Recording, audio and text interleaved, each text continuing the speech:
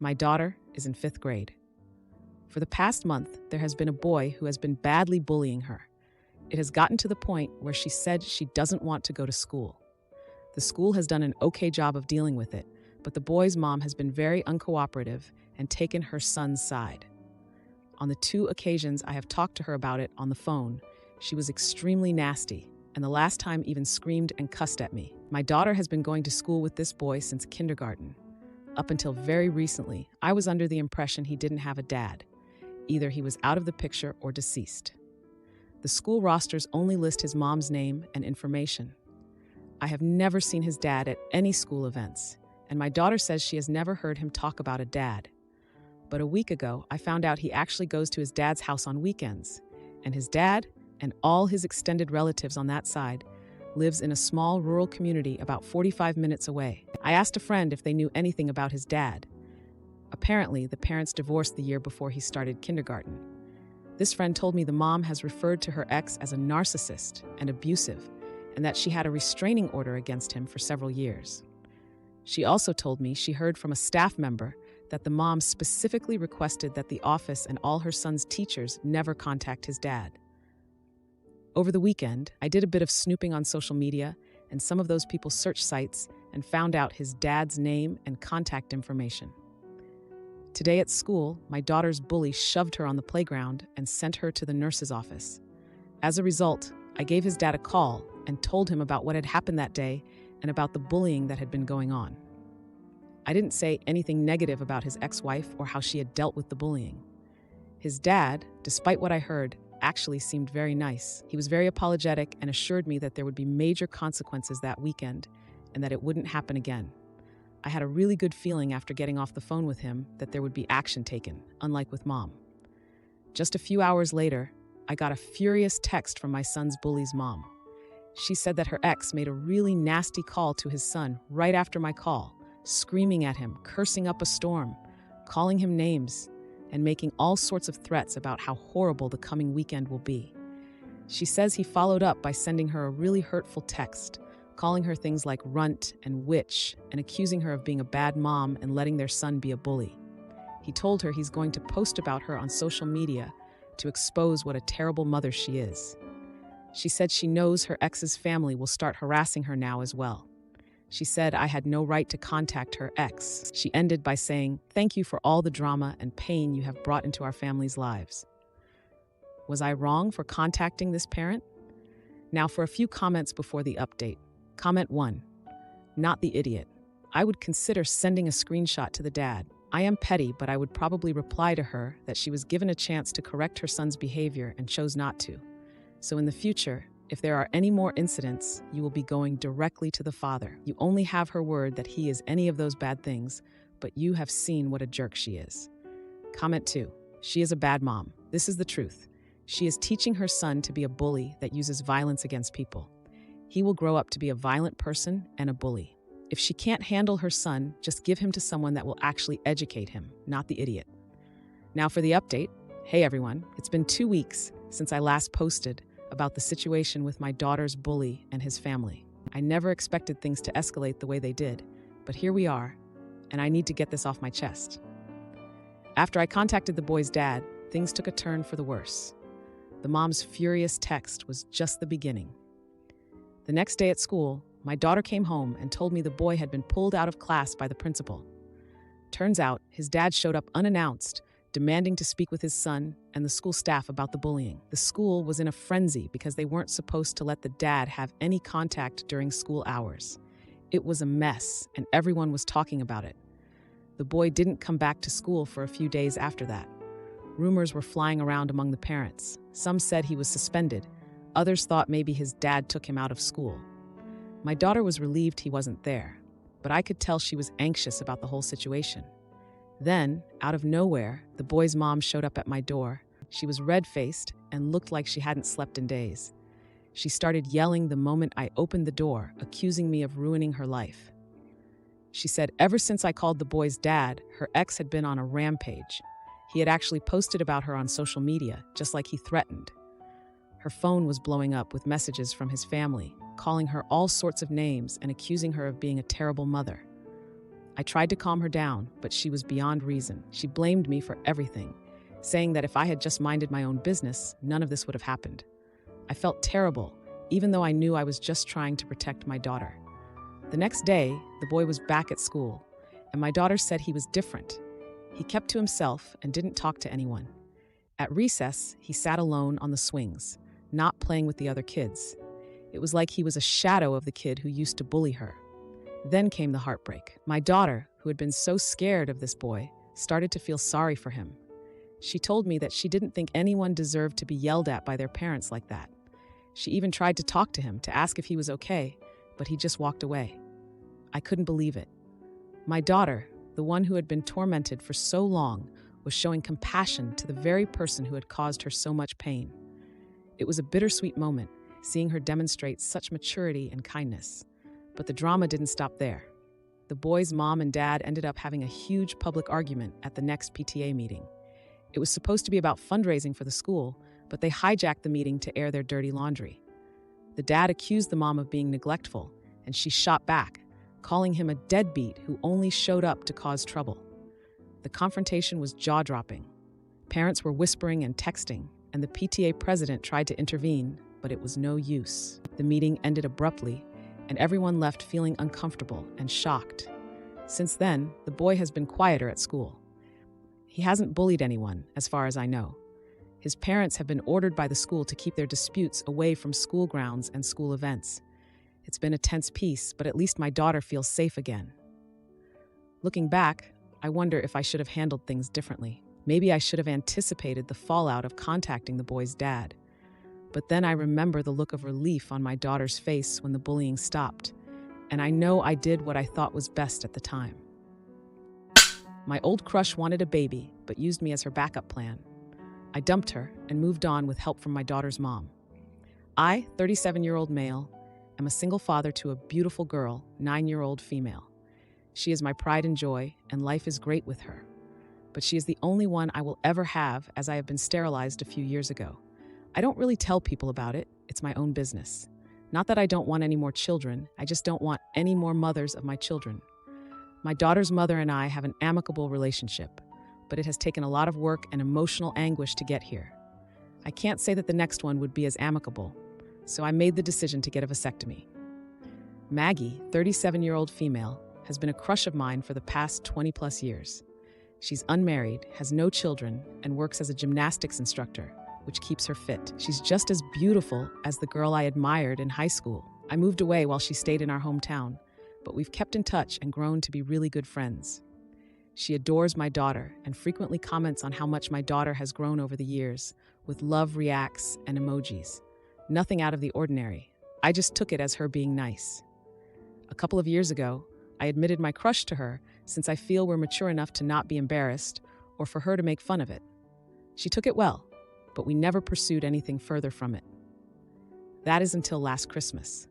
My daughter and I flew home to spend the holidays with my family.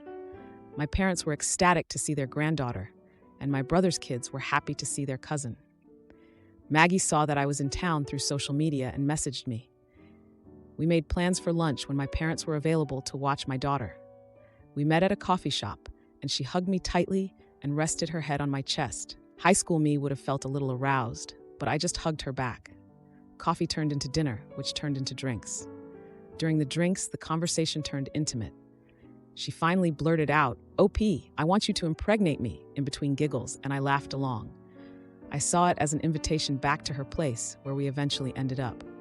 I introduced Maggie to my daughter, and they got along really well. I definitely felt that this could develop into a serious relationship. My daughter isn't used to me dating, as most of my time revolves around work and being a full-time father. She supported me pursuing Maggie and explained that she can spend time with my parents and her cousins while I focused on my relationship. We split the week between my hotel and her place. I flew back thinking that we were going to be together for good. However, last week, she called me sadly to inform me that she's not pregnant. We didn't always use protection. I asked if it would have been a good thing to get pregnant at the beginning of our relationship. She broke down and confessed that her biological clock was ticking and she just wanted to get pregnant. She chose me because of how beautiful my daughter is, but wasn't going to make me raise our child if I didn't want to. She has no intention of being in a committed relationship. Am I the jerk for not telling her about my procedure and not being able to give her a baby? Now, for a few comments before the update. Comment 1. Not the idiot for not telling her that you cannot have children and cannot have a baby at the beginning of what you thought might be a relationship. You're the idiot for having unprotected intimacy under these circumstances, though. Now that you know you are with someone who needs to put the weenie down and go to therapy, you need to gently back out and walk away. I know she's your old crush, but dude. Comment 2. Not the idiot and run. That's grade A crazy. She essentially used you, and it backfired completely. They have doctors and sperm banks for that kind of thing. Not you, random old friend on social media whose daughter you think is pretty. That's crazy as hell and creepy. Now for the update. A lot has happened since my last post, and I've been trying to wrap my head around it all. It's been a week of unexpected twists that I'm still trying to make sense of. After Maggie's news confession about wanting to get pregnant, I was left reeling. I had to remind myself that I had been sterilized and couldn't have given her what she wanted anyway. But the guilt of not telling her about my vasectomy was eating at me. I had to come clean. I called Maggie and told her about the procedure I had a few years back. There was a long silence on the other end of the line. When she finally spoke, her voice was a mix of anger and disbelief. She couldn't believe I hadn't told her sooner, especially after her confession. I tried to explain that it was a personal decision, one that I didn't feel the need to broadcast. But Maggie felt betrayed. She said she needed time to think and hung up. The next few days were a blur. I focused on my daughter, who was my rock through it all. She noticed I was upset and would give me the biggest hugs, telling me everything would be okay. Her innocence and love were a balm to my troubled mind. Then, out of the blue, Maggie's best friend, who I'll call Sarah, reached out to me. Sarah and I had known each other since high school, but we weren't close. She said she needed to talk to me about Maggie. We met at a local park, and she dropped a bombshell of her own. Sarah revealed that Maggie had been seeing someone else around the same time she was with me. This guy, apparently, was someone Maggie had been casually dating for a few months. But he wasn't ready for kids, which is why she turned to me. I was stunned. The injustice of it all hit me like a ton of bricks. I was just a means to an end for Maggie, a backup plan. Feeling like a fool, I confronted Maggie over the phone. She admitted it was true, but tried to justify her actions by saying she was desperate to have a child. She said she thought I would understand, given how much I loved being a father. That was a low blow. I reminded her that using someone for their reproductive abilities without their consent was wrong, no matter the circumstances. The confrontation with Maggie was intense. She cried. I raised my voice, and in the end, we both hung up, feeling hurt and angry. I couldn't believe that the woman I had crushed on for over 2 decades could do something like this. In the midst of all this, my daughter's mother reached out to me. She had heard through the grapevine about what was happening and offered her support. Despite our past, we had worked hard to maintain an amicable relationship for the sake of our daughter. She reminded me that I was a good man and father, and that Maggie's actions were not a reflection of my worth. The week ended with me trying to pick up the pieces of my bruised ego. I had to explain to my daughter that Maggie and I wouldn't be seeing each other anymore. She was sad, but wise beyond her years. She told me that sometimes people make mistakes, and it's okay to be upset, but also to forgive. My sister-in-law ignores her daughter to play boy mom, so I call her out and she blocks me. But her secret shatters the family and she loses everything. It drives me crazy that she makes such a huge deal out of being a boy mom. She has a bumper sticker, shirts, a sweater. She has tapped boy mom on her social media. She makes jokes about it a lot. The issue is she has a daughter, specifically a daughter and 2 sons. I am really sensitive to this BS because my dad only wanted sons and left my mom because of me. When he found out I was a girl, he checked out completely. Despite being in constant contact with my brothers, he has always hated me. He never came around for my birthday, never cared about me, never spent any time trying to know me because I am a girl. And this broke my heart, and it left me open to a lot of predators. And I worry about my niece becoming like me. So, when I see my sister-in-law making such a huge deal out of her boys while ignoring her daughter, it really breaks my heart. Her sons are awful. Like a typical boy mom, she will not tell them no, and she acts like they are little gods, so they are awful. Her daughter is very sweet, but she has started to act out, and I see why. Her daughter gets no attention. She will even drag her gymnastics into the living room and yell, "Look, Mom," over and over, while my sister-in-law will be too busy helping her sons play Lego or something else. Well, this weekend they were over again, and I noticed that once again she was ignoring my niece and cooing over her sons. I lost it a bit when my niece tried to show her something, and my sister-in-law snapped at her, "Whatever," then told her to go get a snack for her brothers out of the van. My niece is 9. I do not know much about kids, but I don't think it is smart to send a 9-year-old out to get food from a van. I asked my sister-in-law to speak outside, and I told her that she needs to knock it off, that she is not a boy mom. She has a daughter. I tried to tell her about how my dad basically ruined my life from the start by hating my gender and how it has left me empty. But she got really upset and told me that I have no right to tell her how to parent because I am not one. She said that my niece is the hardest child and that she struggles to be a good mom to all her kids. But my niece makes it really hard because she is manipulative and mean. She says I do not see the truth because I hate men. I lost my temper a bit and told her this is nonsense, that her sons are out of control, and my niece has always been sweet, but she has always been treated like a problem. She almost slapped me and left and blocked me on everything again, and is now saying she does not want her sons around me because I hate men. I don't think I was wrong, but I think my delivery was a mess. I don't know, am I the idiot? Now, for a few comments before the update. Comment 1. Not the idiot, but from one neurospicy person to another, you cannot change Syl's behavior. No amount of words can make a parent want to be a good parent. The only thing you can do is limit the time you spend around your sister-in-law. Give your attention, love, and support to your niece. Reinforce that her self-worth is not tied to her gender or to her parents' acceptance. When she gets older, let her know your story and how you persevered despite your father and his negative beliefs. Be the adult that you needed when you were growing up, and your niece's story will turn for the better. Comment 2. Not the idiot. From my judgy perspective, she is one of those women who hates other women and then grows up to be those weird mothers-in-law that her sons' future wives can't stand and whose daughters don't speak to her anymore. Now for the update. Hey everyone. Thanks for all the comments on my last post. I wanted to give you an update on the situation with my sister-in-law and my niece.